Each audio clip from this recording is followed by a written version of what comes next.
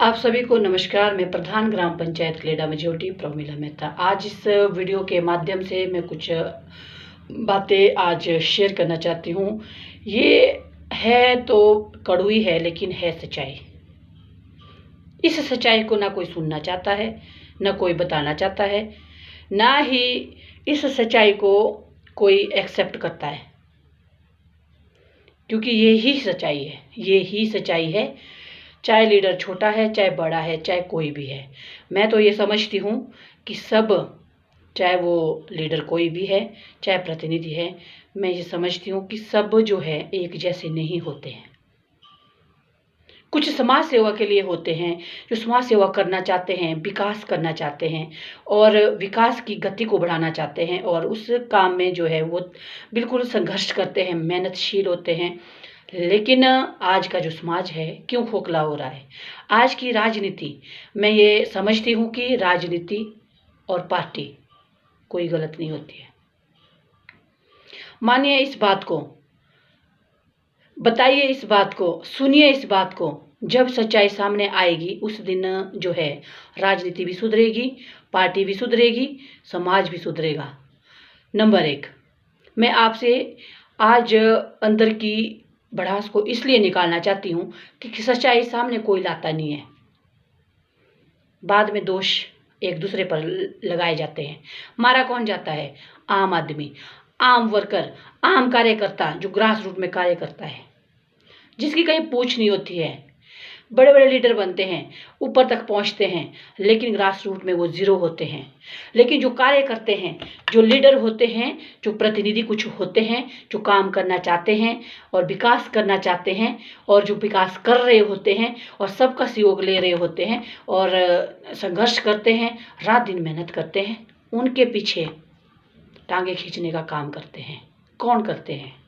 इसी समाज के लोग, यहीं रहने वाले व्यक्ति, वही जो है पीछे खींचने की कोशिश करते हैं, टांग खींचने की कोशिश करते हैं, काम में जो है अड़चन डालने की कोशिश करते हैं। क्यों? मैंने अक्सर ये देखा है।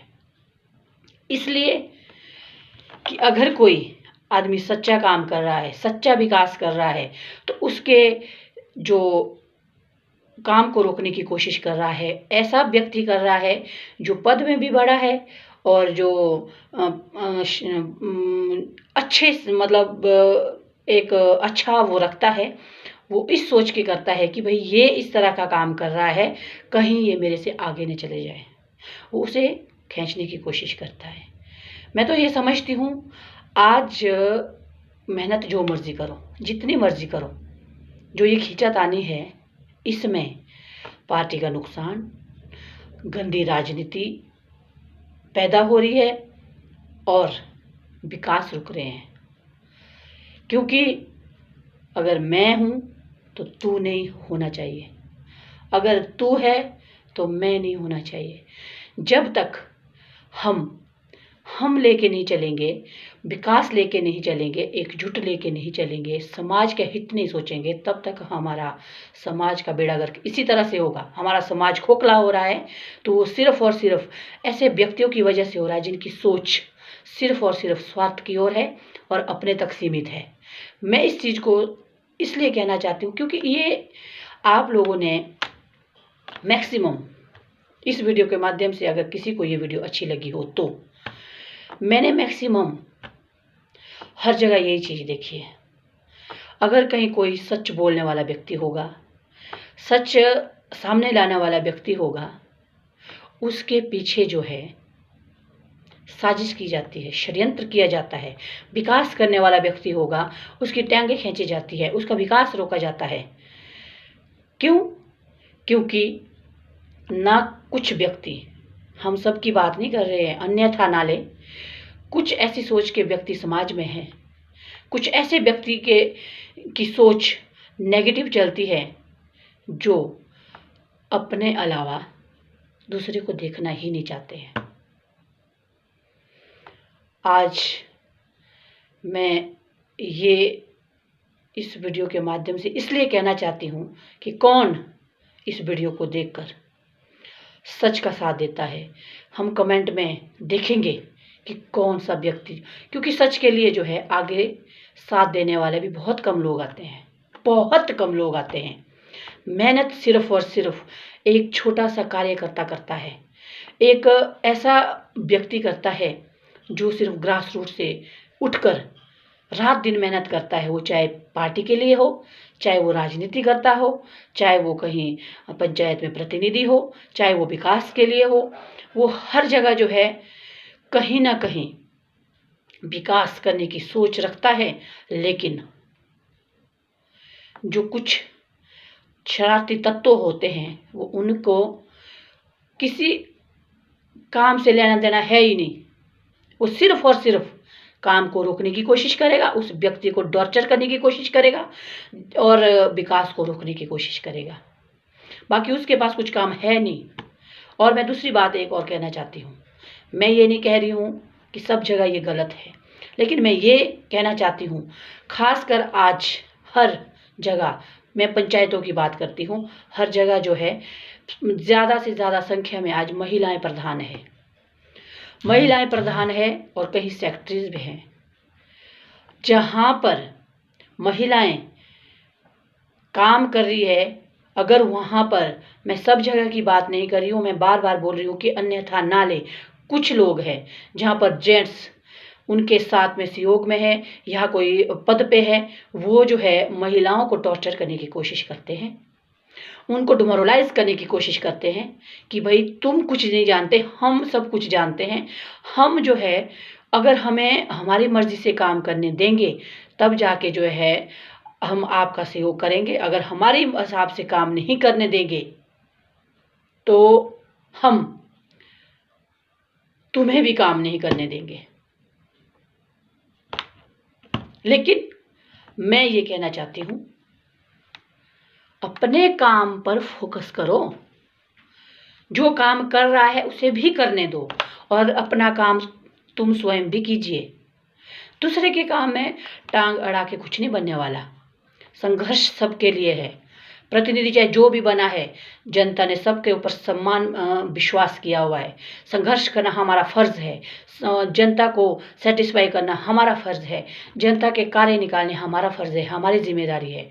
यहाँ पर जो है उंगली उठती है, जवाब भी देना पड़ता है। हर शख्स को, हर व्यक्ति को हम खुश नहीं कर सकते, हर घर को खुश करना जो है किसी के वश में नहीं है, लेकिन फिर भी लोगों को सेटिस्फाई करना पड़ता है, लोगों से बातचीत करनी पड़ती है। तो इसका मतलब ये नहीं है कि वो जिम्मेवारी सिर्फ और सिर्फ एक आदमी की होती है, सबकी जिम्मेवारी बराबर होती है। उससे अपनी जिम्मेदारी से पीछे हटकर कुछ नहीं बनने वाला। मैं सबके लिए यही आग्रह करती हूँ, जहाँ पर भी महिलाएं प्रधान है, इनसे डरने की आवश्यकता नहीं।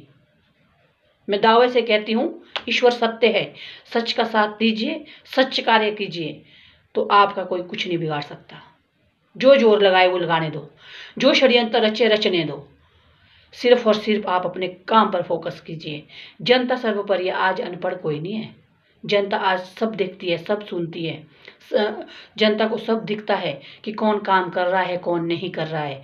कुछ टेक्निकल फॉल्ट होते हैं जिसमें कि डिपार्टमेंट के हिसाब से कुछ कार्य नहीं होते, कभी एस्टीमेट नहीं बन रहे हैं, कभी मशरूल्स नहीं निकल रहे हैं, तो कभी जो हमारे शेल पे वो नहीं आ रही है, तो कभी वो चढ़ नहीं रही है, तो कभी हाजिरियाँ लग नहीं रही है। मतलब जो भी कार्य होते हैं उसमें कई प्रकार की, कई तरह की जो है समस्या आती है।